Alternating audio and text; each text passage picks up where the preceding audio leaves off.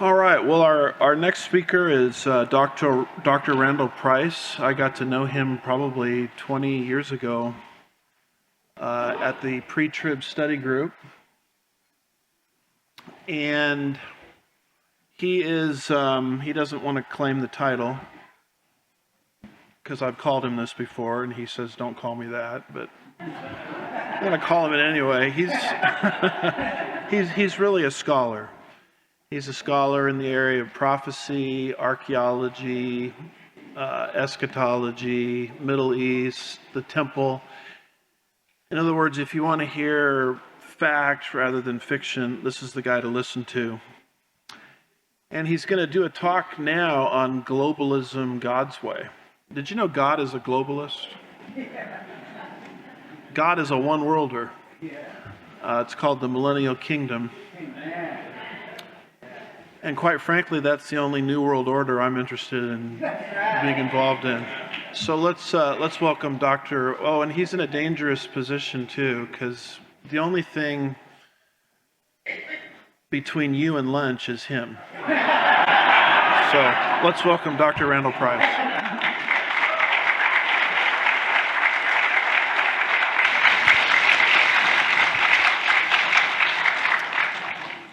Yeah, but I told Andy that you would rather have spiritual food than physical food any day. So, all right. Yes, we're going to talk about globalism, and there's a positive and a negative.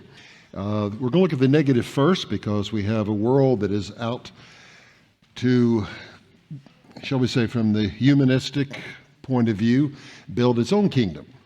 But that is only a counterfeit kingdom. So I want to show you that and then show you how it fits with the real thing that God's doing. My purpose as a speaker, a minister, is always to comfort the afflicted, but also to afflict the comfortable. So I'll be sure if some of you feel uneasy about what's going on here, we need to do some spiritual accounting. So, all right, let's begin. People sit in bed at night. This was a cartoon I saw. And they think of all the things going on in the world. They watch the news, by whatever source you get it, whether it's some kind of online social media news. The younger people do that. Then the other people find their news on the television or still some in the newspaper. All of that has headlines, with an intention to sensationalize, because that's what they're in the business. It is entertainment field. But all those things grip us and we don't know what to do. What is happening in this world? What's going on? It's just a terrible thought. People say, what's the world coming to? And I say, well, don't worry about that. Look who's coming to the world. That's the promise. Nevertheless, all these things vie for our attention and cause fear. It's a big world. Now, when we talk about globalism is something that basically deals with this whole world. It's a focus of trying to dominate everything that is. So just the official definition is that it's the act of extending an influence to all parts of the world. It involves the emergence of a single world market or deregulation resulting in internationalization. Globalism offers an answer to the world's financial, environmental, technological concerns, as well as social and religious differences among people and nations. So having said that, I might say, well, what's wrong with that? Well, nothing's wrong with that in the right hands. And if it's in our hands, it's a big problem. And history has shown us that. If you look at the whole history of this world, those who seek to conquer, and ultimately with a goal to conquer the world in some way, are all dictators, despots, kings, tyrants. History reveals that globalization comes on the heels of conquest, and the Bible declares that any time man attempts globalization, it results in the rule by wicked, ungodly empires. And how could it be otherwise, since it is implemented by Satan, currently the god of this age, under whose influence the whole world lies. And that's what 2 Corinthians 4:4 tells us. It says, in whose case the God of this world has blinded the minds of the unbelieving, lest they see the light of the glorious gospel of Jesus Christ. So we have that adversary, and all men who've not come personally to faith in Christ are bound in that type of deception. So as we look at, and that was the passage it just gave, but you notice it tells us that there is a God of this world. We tend to minimize Satan sometimes, even make fun of him, which is a mistake, because he is, in terms of the angelic realm, the highest order of creation. And he has all of the intelligence of this world from the beginning of this world until now at his disposal. He knows exactly what he has, all the emissaries of the demonic world, the spiritual forces in high places, heavenly places, to bring this about. So in Satan's plan, globalism is the situation wherein he owns and controls the planet, demanding worship from its human inhabitants. And so you're either on one side or the other. You're in the kingdom of his dear son or in the kingdom of darkness. Your father is either God the Father or your father the devil. That's the only choices we have, and we're all in one of those or the other.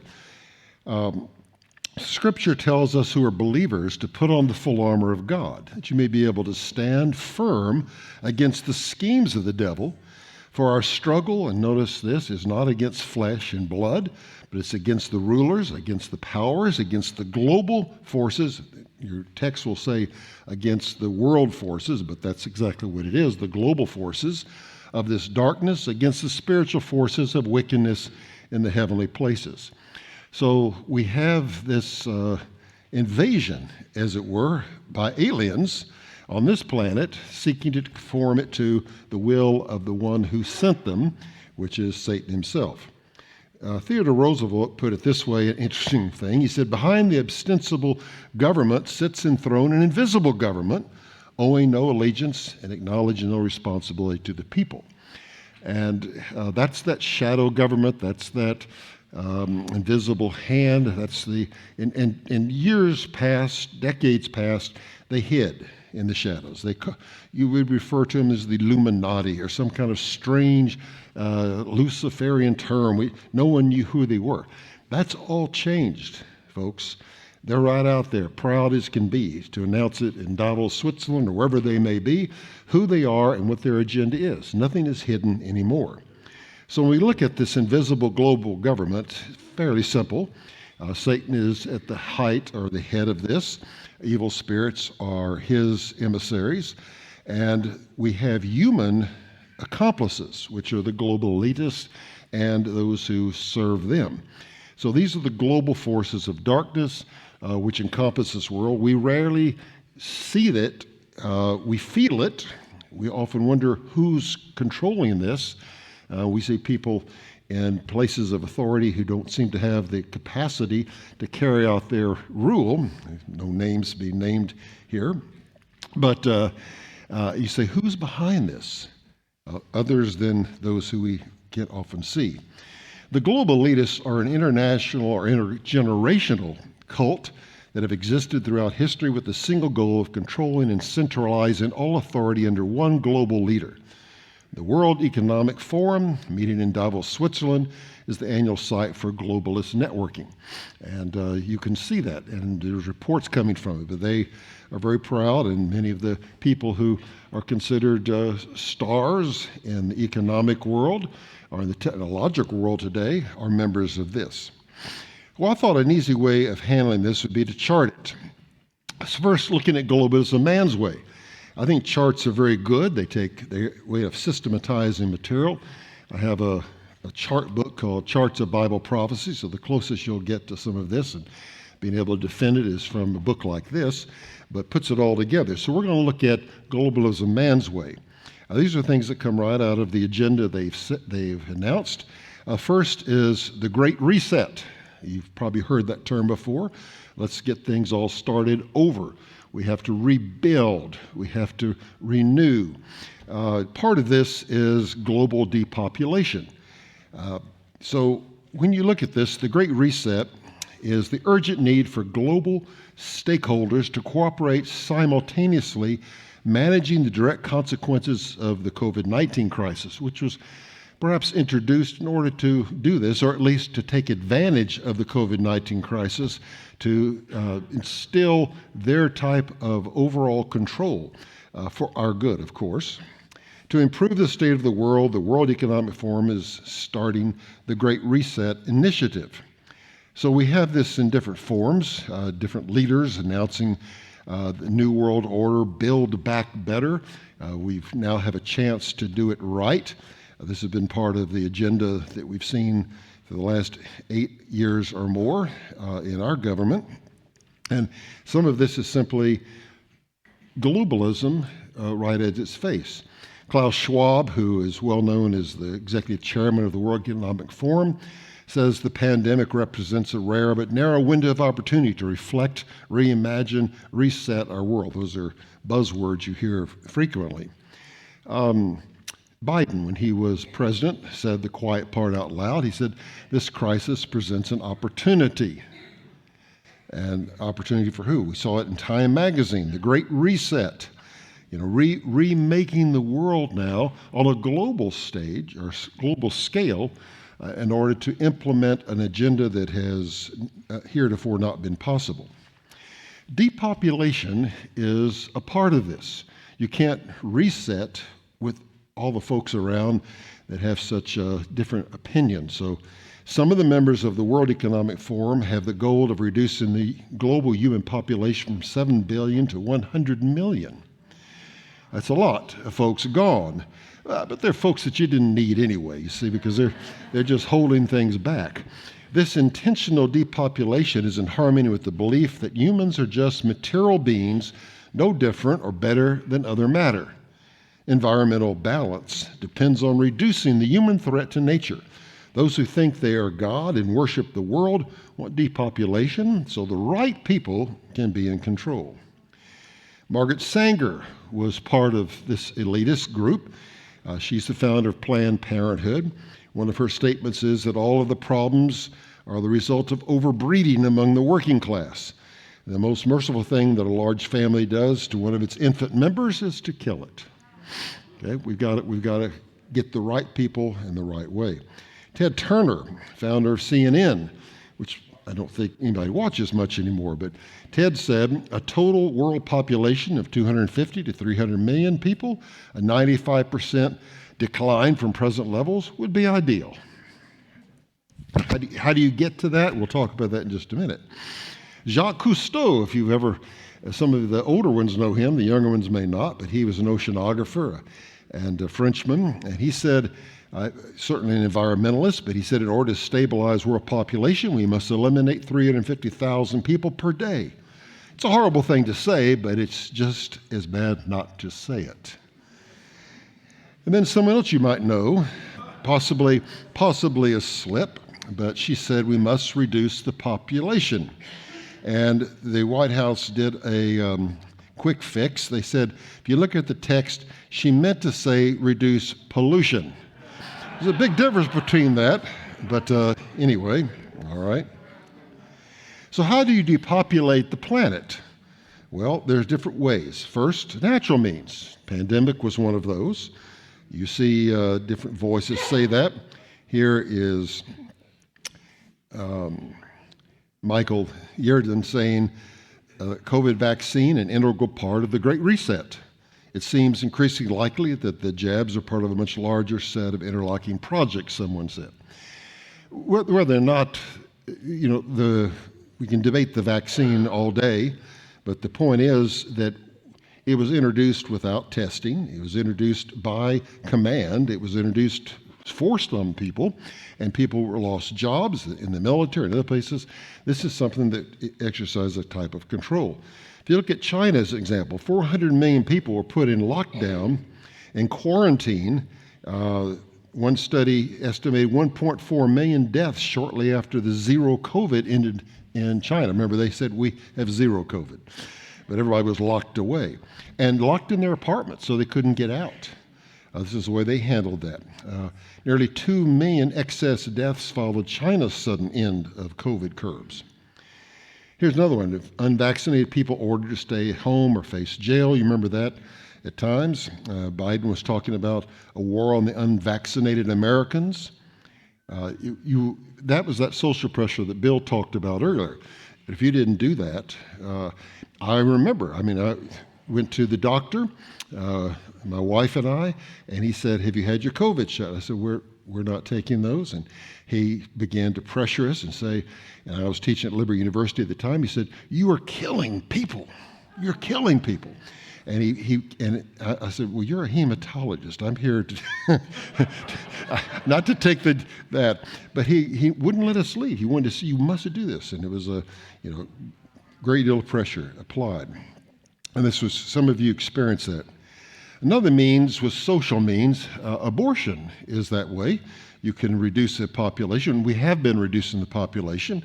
You can see since 1973, when Roe versus Wade made abortion on demand legal, there have been 63,459,081 abortions in the U.S., and this was a stat from 3 years ago, with 3,000 occurring daily and over 0.72 billion abortions worldwide. It just keeps on going. Think how many people would have been here, what they would have accomplished, how many people could have cured cancer, or who knows what, famous. It's unimaginable what we have lost as a result of losing these lives.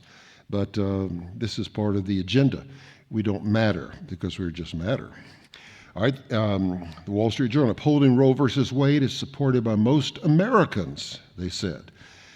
In your polls, you have people, because they put this in the rights issue. We have rights. What's that, being inside of you? They have no rights? All of a sudden, whose rights? Our third way is simply economic means. And we see this, and we fear this probably more because of the idea of a recession, the idea of economic collapse. We've seen the economy being ruined on a global scale. And that's essential on the route to the Great Reset. Joseph Mercola said, "This is to cause more terror, push up energy prices, terrify everyone." Of course, I have California's energy gas prices there, and that's from several years ago. So, this is, we fear this. We see it as we try to go to the grocery store. The aim of this, as Carol quickly said, is nothing less than to create a world system of financial control in private hands, able to dominate the political system of each country and the economy of the world as a whole. Right, so, you're going to give up anything to have the pleasures or the normalcy or the simple things you're used to. It's what Francis Schaeffer used to say. People will give up any type of personal freedom in order to have a little bit of security. That's the kind of thing that's here. So we've seen this. There's another means, and that's political means, crisis and war. If a pandemic doesn't take enough lives, and abortion doesn't take lives, and recession doesn't move things in the direction, there's always crises and war. We talk about crisis in human existence. Martin Buber put it this way, and this was, of course, from the 70s, he said this, "For the last 3 decades, we have felt that we were living in the initial phases of the greatest crisis humanity has ever known. It grows increasingly clear to us that the tremendous happenings of the past years, too, can be understood only as symptoms of this crisis. It is not merely the crisis of one economic and social system being superseded by another, more or less ready to take its place. Rather, all systems, old and new, are equally involved in the crisis. What is in question, therefore, is nothing less than man's whole existence in the world." And that's what crises are aiming for. Do we have a right to exist, and can we exist? I just did a little survey of some of the crises that existed in the former administration. We had the COVID crisis, the border crisis, the energy crisis, the inflation crisis, the Russian-Ukraine crisis, the Iran nuclear agreement crisis, and the China-Taiwan crisis.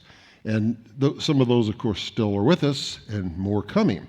And we don't even have on there the Israeli-Hamas and Middle East crisis. So all these things are there, aiming to destabilize and ultimately depopulate.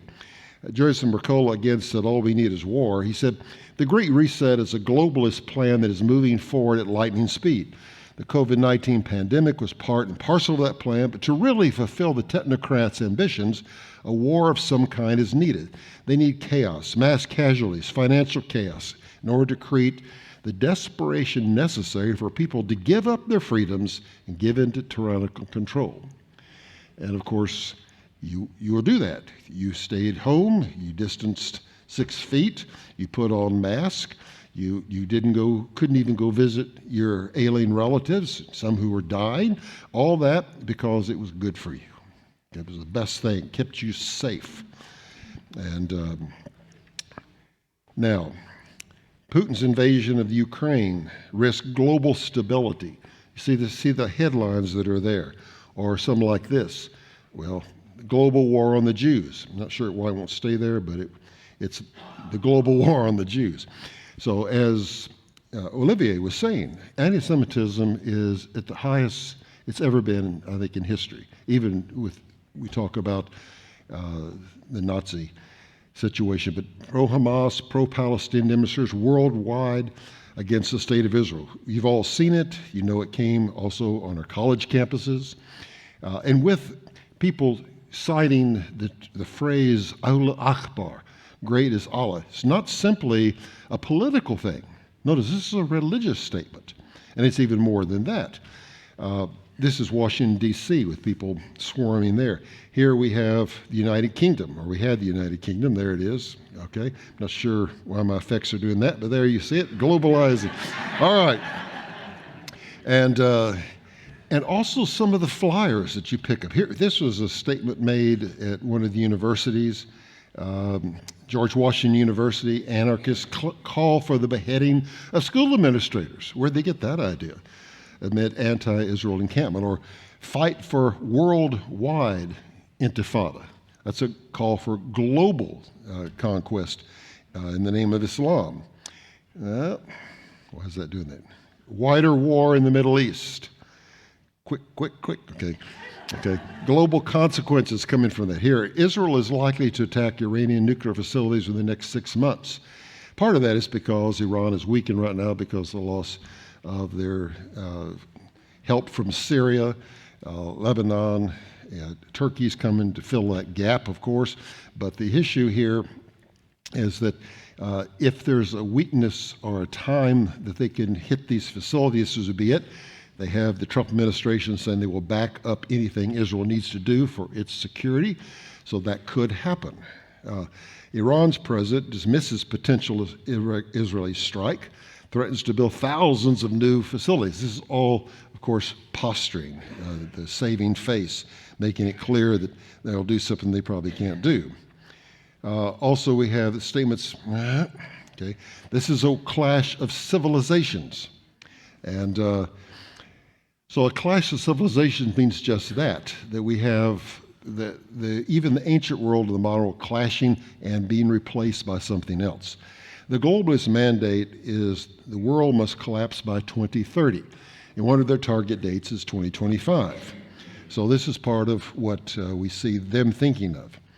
And then we have an America First agenda, and that right now is one of the things slowing this down, because rather than having globalization, everyone working together, we have this idea of sovereignty of nations, each having their own place and even destiny. So that is a step back from their plan. And I'll show you at the end when Donald Trump addressed Davos recently, and you can see them all squirming in their seats. But all right. So the second thing here on our chart, from the Great Reset, it moves now to what we would call climate change. You've all heard of climate change. What does that mean? Well, following the Great Reset, we have to have something that is global, massive, environmental, that compels all of us to submit, and that is climate change. With climate change comes global warming. They don't use global warming anymore, they just say climate change, but A biometric conformity to things, nonconformity, lockdown, that's what happens if you don't conform. All this is part of the terminology they use. Now, Time magazine says climate is everything, right? The whole world is affected by climate, and it's very important. When you look at this idea of climate change and global warming, on the one hand, you can just see how the images will affect you. As you see things burned up, or you see polar bears floating on a little bit of ice cube or something like this, this is what is out there, that we have very little time left. One Earth, one chance. Within 10 years, 12 years, whatever, where the world will be over, we have to do something now. This is the idea of the doomsday clock. Climate change, 12 years to save the earth. So people get very passionate about this because this earth is all they have. And they believe that if they don't save it, there's nothing left. This is their great agenda. Time magazine says, be worried, be very worried. And again, the polar bear, all right? And polar bears can live in places that aren't cold, by the way. I mean, it doesn't matter. Okay, the Green New Deal, or the Green Initiative, we'll talk about shortly, but climate justice. Skeptics will be punished. This is the idea that if you don't fall in with this, you're in trouble. Now, there's a new thing that we could consider. Some of you, it's still debatable, but weather warfare. Lyndon Baines Johnson, the 36th President of the United States, in a speech one time said, "He who controls the weather will control the world." And we have this picture of geoengineering. There was a movie not too long ago called Geostorm. And in Geostorm, they already had the geoengineering working out. They had satellites that could be programmed to manipulate the weather at different places for our benefit. Good thing. But what if it wasn't? What if there are those who are actually doing things to control the weather for their own agenda?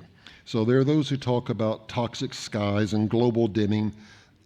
Again, there's good evidence for this, but there are people who still push back on it, and I'm not sure exactly where I stand, but I want to present that.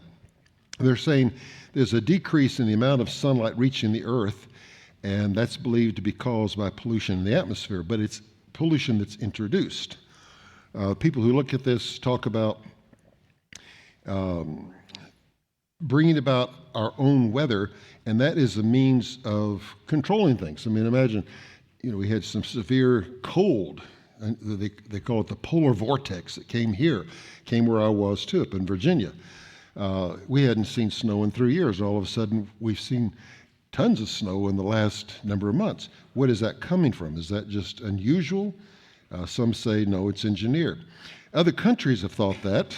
Mahmoud Ahmadinejad, who was at one time the president of Iran, he said that Europe is stealing Iran's rain, or that Iran drought was part of a soft war. So some of these other countries have actually believed that this geoengineering is happening. And some say everybody's doing it, using electromagnetic fields and microwave transmission to bring this stuff about. You see planes with their various jet emissions, which are not simply, air trails or something more, it's claimed. Again, I say this is still controversial, but there are people who say this is part of the globalist agenda to control our weather as well. So I'm simply saying Russia spent millions on cloud seeding tech to prevent rain on its public holidays. So people are using things like this where it's necessary. We've also seeded things to produce what we need. So the technology existed for a long time. Question is, how is it being implemented and who's doing it? So we have the Great Reset, we have climate change. The next thing on this to move us in the direction of this planetary agenda is the idea of the Green Initiative, which involves deplatforming people and ideas and institutions and canceling culture. The culture, for instance, a Judeo-Christian culture, which stands in the way of many of their ideas. So along with this Green Initiative, you have a new world order, a world king, global citizenship, peaceable kingdom, they call it. social mandates, United biometric indicator that's there, global Earth ethic, life extension, all of these things. We've seen this kind of thing introduced where you see an unchecked, unelected official for the first time, this was, of course, Fauci, be able to come on television and tell you how you were to live your life, what you could wear, what you couldn't wear, where you could go, where you couldn't go, when you could do it, all of these things. And all of a sudden, controlling the lives of every person and their children, governing their medical behavior, shutting down their jobs, schools, churches, forcing compliance to unchallenged mandates, no matter their age or social status. And further, deny their freedom to go to public places or buy food or other commodities. No one on earth has ever had this power. He created worldwide fear and required unquestionable compliance. We allowed that. Okay, I don't know if anybody, everybody was lockstep, including President Trump at the time, because he didn't know better. Something had to be done. That's what a crisis will create. So the globalists are taking over the food system, and it's part of their plan to control you. If you think about this, look at this. 6 corporations control almost everything that we watch, hear, and read. Okay, those are those companies. So you think there's all these brands, but they're all under these major corporations that control things. When we talk about tracking, here at Davos they introduced the carbon footprint tracker, a new tech that will track what you eat and where you travel. Everything is all possible to be done. So the government will know your whereabouts, your habits at all times, control where you're allowed to travel, ultimately control your bank accounts and purchases. They'll know every single place you spend your money. This is the idea of a digital identity.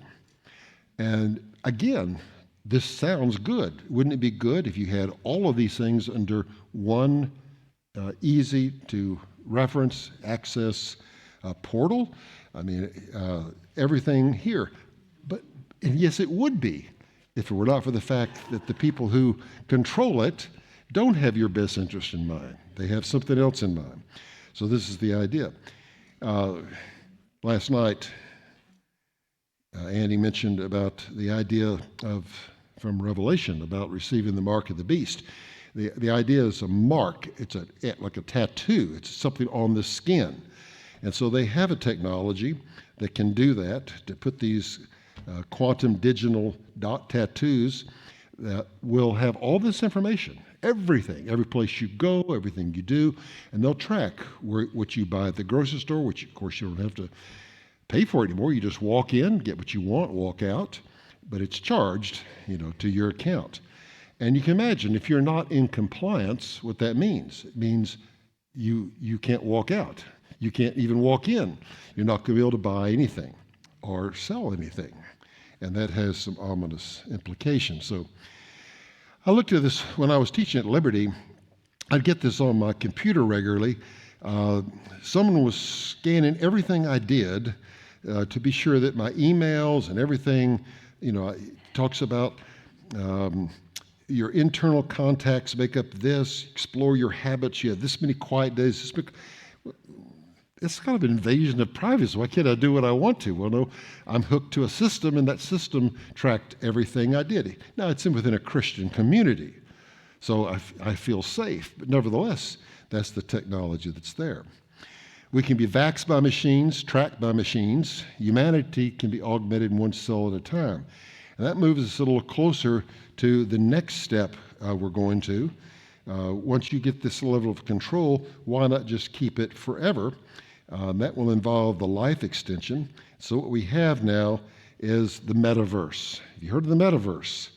Metaverse is oneism utopia, new reality, synergy, event horizon, convergence, singularity. These are all terms that are used. And we talk about a world man or human solidarity. We talk also about post-humanism and transhumanism. In other words, we could be better. We don't have to wait for evolution to get us there. We can do that ourselves.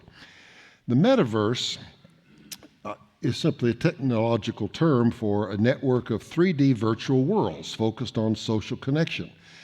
And secular futurism, it describes an iteration of the internet as a single, universal virtual world. Achieving human integration into the metaverse is the agenda of the globally oriented technologies and their transhuman projects. In other words, we're all connected. We can be all connected. We can all think the same thing. Everyone can know your thoughts. You can know their thoughts. But you're going to be a very different person. And Klaus Schwab puts it this way: our goal is not to change what man does, but to change what man is. So fundamentally, we're going to be changed. One of the leaders in this is Yuval Noah Harari. He is an Israeli. He is gay. He is an atheist. He's one of Klaus Schwab's top advisors. He says, we're all in the process of becoming gods, and we need some type of global loyalty. His book, Homo Deus, Man is God, is his idea. Listen to this quote by him. We are probably one of the last generations of Homo sapiens. In the coming generations, we will learn how to engineer bodies and brains and minds. Okay, so we won't be what we were. And this, if you look at the idea of reimagining man, Scientific American extols this, how, Darwin's theory survives, thrives, and reshapes the world. But the future of human evolution, if you look at it, and here's this quote, the ultimate purpose of evolution is not the evolution of physical beings, but of intelligence until it becomes self-existing without a gross body. Technology is the means to advance this evolution so that transhumanism can be achieved. And what is transhumanism? Well, Ray Kurzweil says, our desire is to create a post-human species. So the idea of being created in God's image doesn't exist, because God doesn't exist to these people. We don't create us in our own image, we create it in a better image. So he says, does God exist? I would say, not yet. Okay, that would be us. And so, this godlike AI that could destroy the human race is nearly here, and we're not in control. Machine learning expert warns. I did this myself. AI, I am God. I don't know. But we've had already AI rewrite the Bible. You can get an AI written Bible. You can have the AI Jesus talk to you and comfort you out there. Almost every article I'm getting nowadays is written by an AI assistant. They do a good job, but can you check every source they use? Do you know what they're doing? No. I asked it to write an article I was doing on the archaeology of Jericho, because I was about to get into all the research, and I had this immense thing with all the sources, everything come out. But I said, I don't have time to read this to make sure it's right, because people depend on me to give them that information, to discern what's out there. It's amazing what is available. And I'll show you in the presentation this afternoon how I ask different AI platforms, the designer bots, to create me an image of Jesus standing on the Mount of Olives looking at the Temple Mount. And you'll be amazed to see what I didn't get, all right? All right, Elon Musk, whatever you think of Elon, he says, this AI, with its move to possibly singularity, which you have the AI become sentient in some way and step into this and then merge with humanity, has the potential for civilizational destruction. Now, what's concerning is that AI is good in the right hands with the right purpose, but it's bad with the wrong people controlling it. The United States is in a race for control of society. Whoever wins the development race and secures AI as a control for society win control of the world. This is clearly paving the way for the Antichrist to control society, but how soon that might occur will depend on whose technology succeeds and what their ideology might be. Our president heard that the tech oligarchs had this Star Wars technology that they They could find cures for cancer. They could find diseases through AI. That's great. Let's get behind that. Let's be the front runners in developing this. Yes, but where will that lead us? Where is that going to go? As it's been said, this Project Stargate that Trump is investing $500 billion in, to boost the power of artificial intelligence, is there, and others want to use this to push all kind of global agendas. It's a question: AI versus AI. Who has the white hat? Hope Trump does. Hope that we can take control of this, but you never know. I don't know if you've seen The Giant. Some of you can Google this, look at this. They made this huge, I think it's 10 stories high, I can't remember how, 10 stories tall.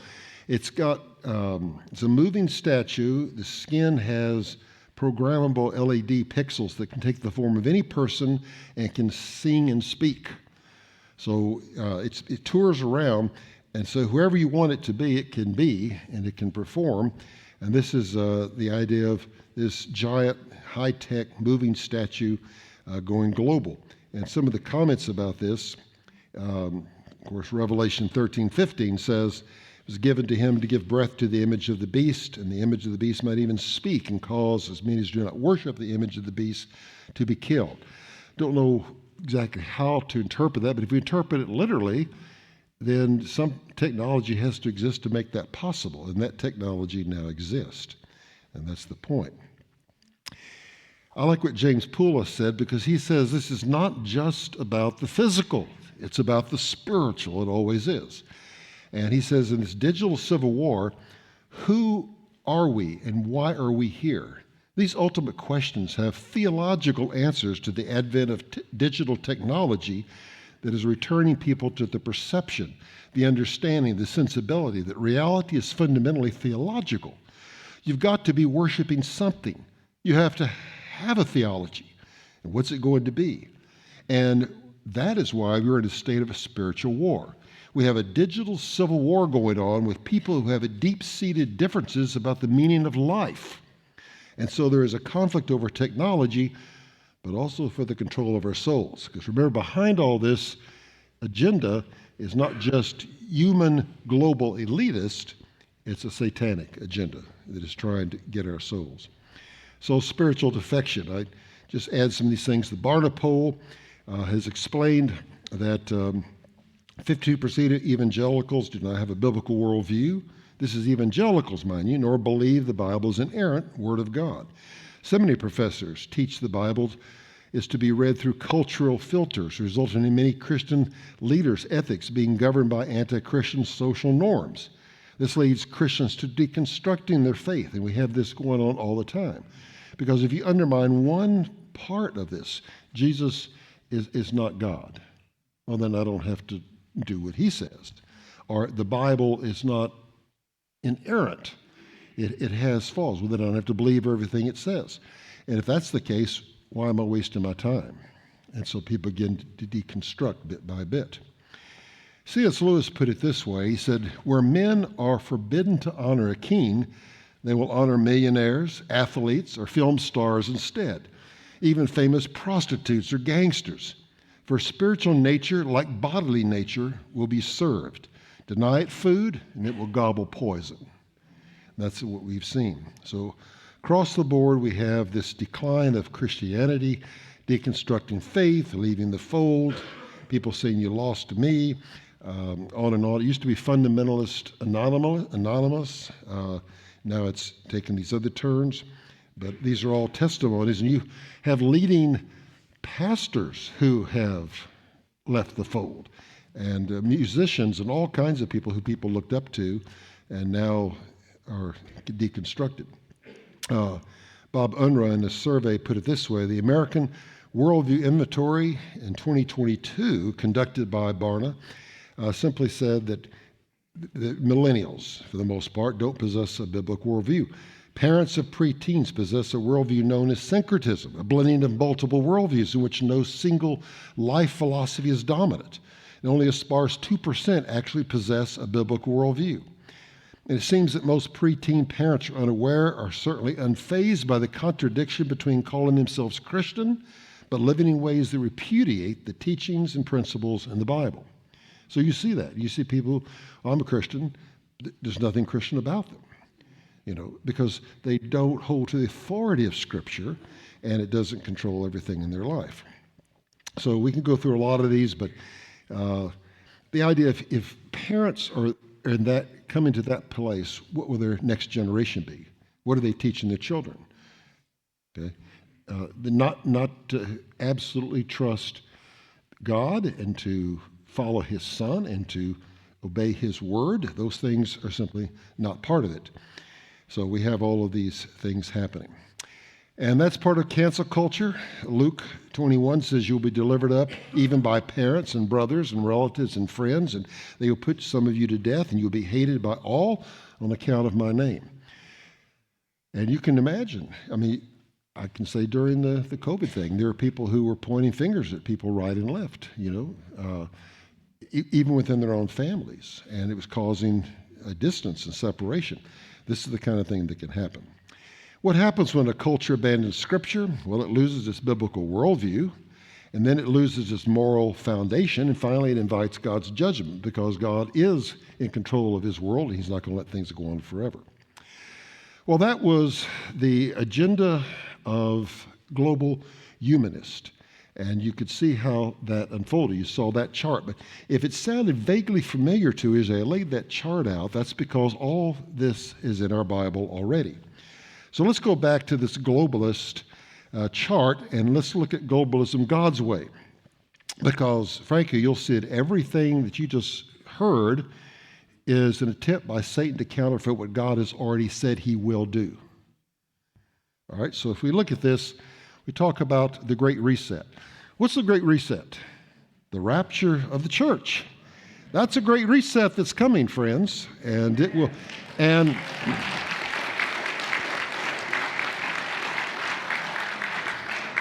it's not only a great reset, it's going to result in depopulation. All right? What 1 Corinthians 15 said, I tell you a mystery, we shall not all sleep, we shall all be changed in a moment, the twinkling of an eye, at the last trumpet. For the trumpet will sound, the dead will be raised imperishable, we shall all be changed. By the way, as I get to that also take care of our transhumanism. Anyway, but you look at these things, right now it's a whole other lecture, but it deals with the alien idea and what's going on. First off, just realize that fallen angels, like angels, can change their form. You saw in Genesis 18, God Himself and angels come down, and they took human form, and they ate. All right, they could leave behind things too if they wanted to. As a result, angels, fallen angels, can take forms. They can take the form of a flying disc. They can take the form of a disc under the water. All kind of things are possible for them. It's all part of a great deception. Now, it may be when we unlock all these things, we'll know more. But I can tell you over and over again, the people who've looked into this the deepest say this is all spiritual. This is all the result of a great deception and an invasion that's coming. So, again, all of you know the rapture depopulates. There's always an explanation for that on the human scale, and it could be something like this. Where did they go? All right. NASA hired 24 theologians to examine the implications of contact with aliens. It says, over the years, people have begun to believe in the possibility of extraterrestrial life. Early this year, a Pew Research study found that 2/3 of Americans believe that aliens exist, with more younger Americans holding to that belief and holding to it as a hope, may I say. The whole idea of our benevolent alien superintelligence coming to straighten everything out for us. The connection between religion and belief and intelligent life on other planets has grown in recent years.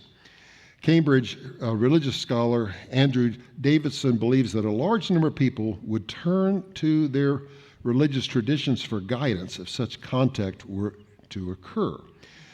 Well, good. What would they learn there? Okay, we would learn that these are beings, because there are aliens inhabiting the second heavens, and probably have some access to the third heavens. And they could come down here. So we'll see.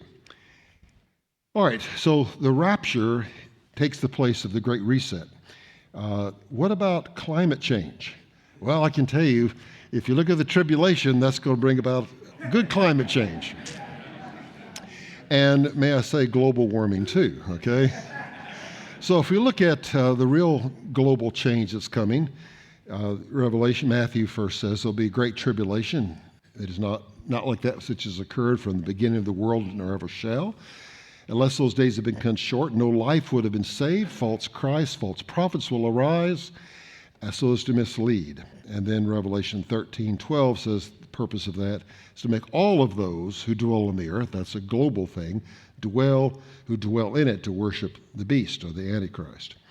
So as you look at what the scripture tells us, it says a third of the earth was burned up, and I'm not sure what happened here, but also a third of the trees and a third of the grass, or seas maybe, is all burned up. And the picture here is of a significant global warming as God's wrath descends upon earth. And then authority given so that everyone will receive a mark, and that's part of the bioconformity that comes with this idea of the climate change, conforming to fit in with his agenda. Something interesting, and I've been reading on this for a couple of years now, and it's very hard to make less of it than what you're going to see. But in Switzerland, in CERN, we have the Hadron Collider.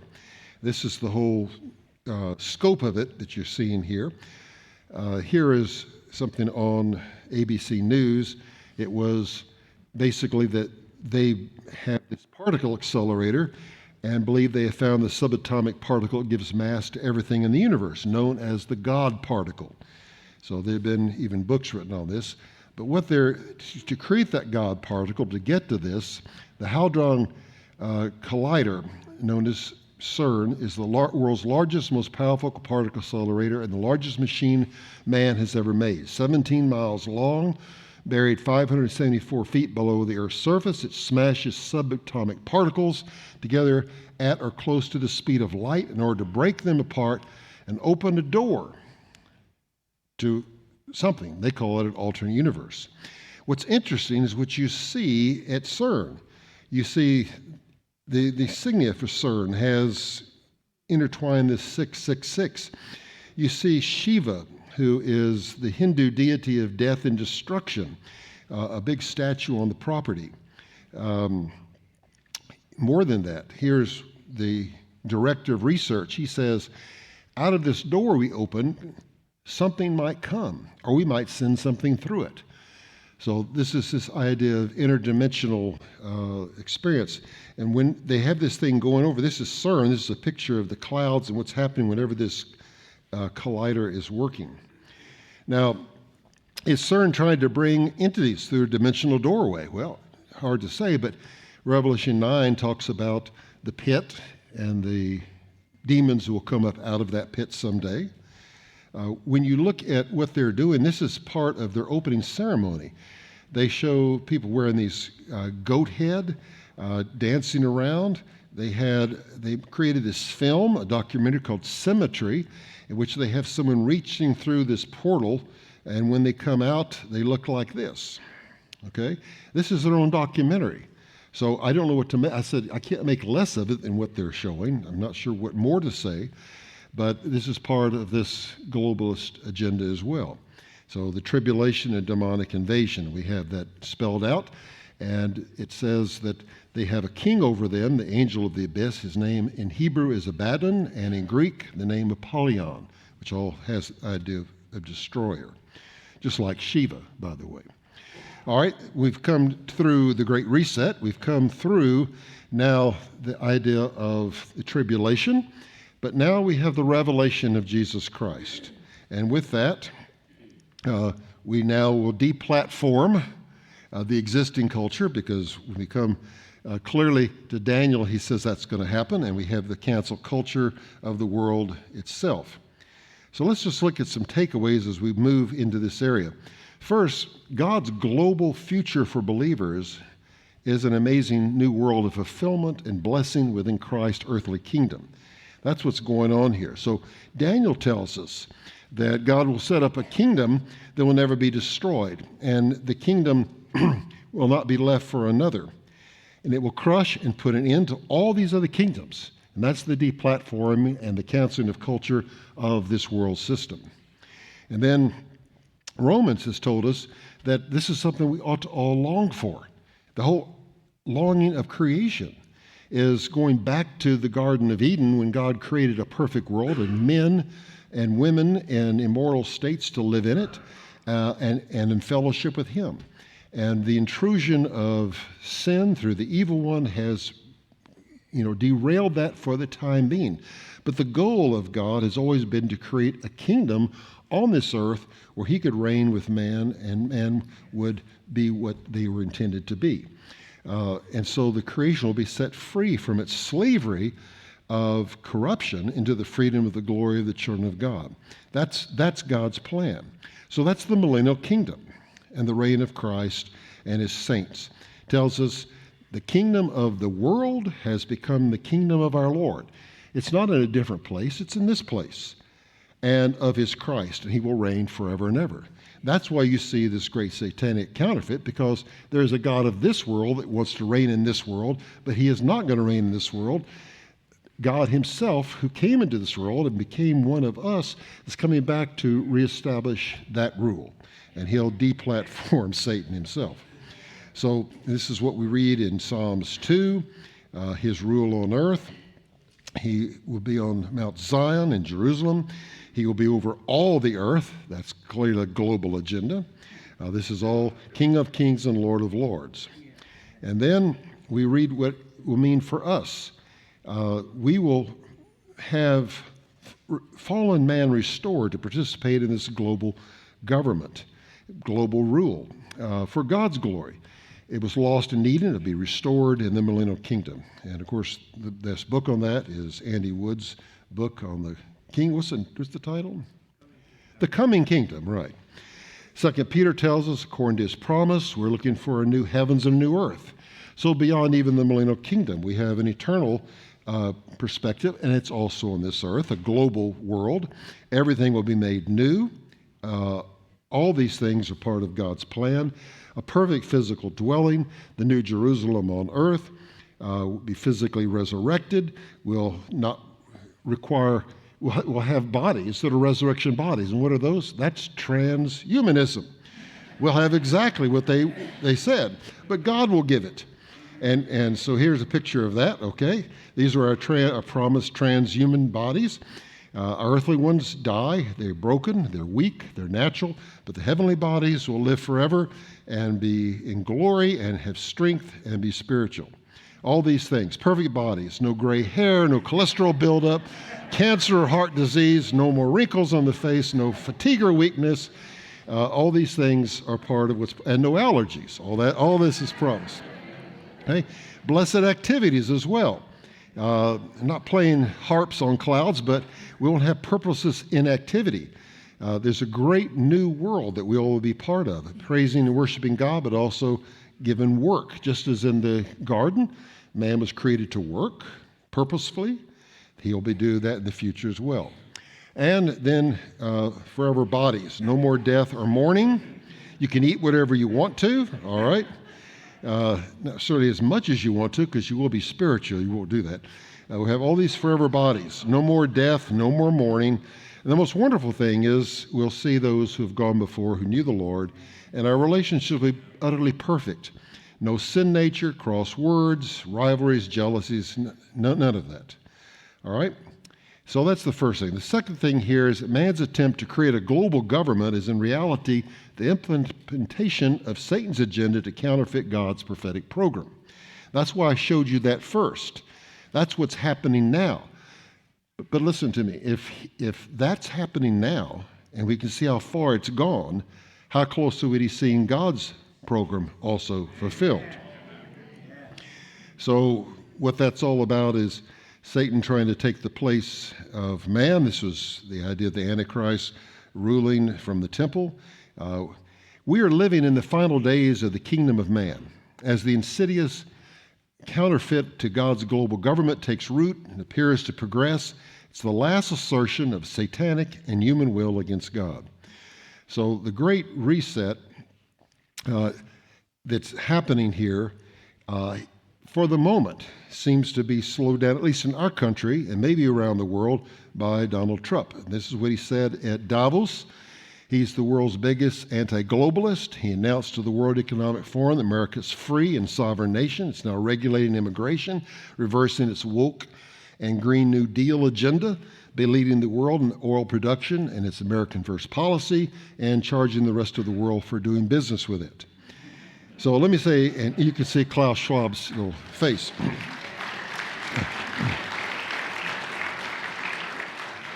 Now, that's a wonderful thing, and we don't know how long it will last, but we must remember this scripture. Thus says the Lord, curses the man who trusts in mankind and makes flesh his strength.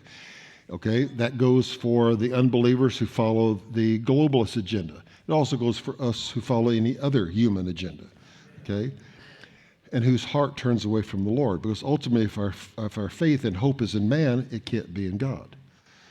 Blessed is the man who trusts in the Lord and whose trust is the Lord.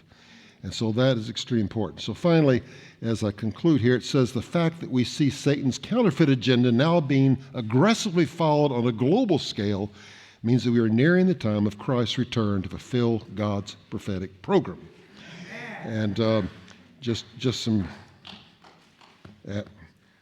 parting words. God has chosen us to live in this time before the end. He has given us a unique place in history before he calls his church home and unleashes his wrath upon the earth dwellers who oppose his coming kingdom and persecute his saints during the tribulation. Our time is a time of spiritual preparation and sounding the warning to the world of what is to come. We are the only ones who can expose and oppose the counterfeit globalism. May we recognize our special place and calling and work for Christ before the night falls on our age of grace. Normal is not coming back, but Jesus is.